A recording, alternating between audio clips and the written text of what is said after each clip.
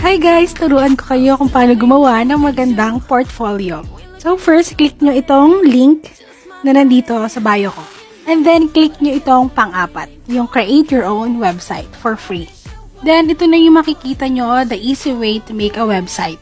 Tapos, click nyo itong templates. Dito, pwede kang gumawa ng link in bio, portfolio, business landing page, online store, and personal website. So, dito tayo sa portfolio. And, ang daming templates na pwede mong pagpilian.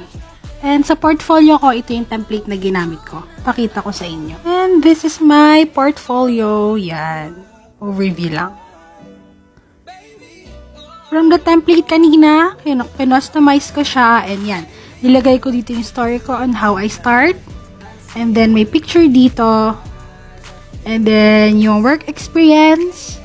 Nilagay ko yung certificates na nakuha ko. And ito din, pwede mong ilagay kung ano yung mga niche mo. And the businesses or companies that I work with. And contact details mo. So, click nyo lang yung link sa bio ko and create your own portfolio for free. So, kung may questions pa kayo, comment lang kayo and then follow for more.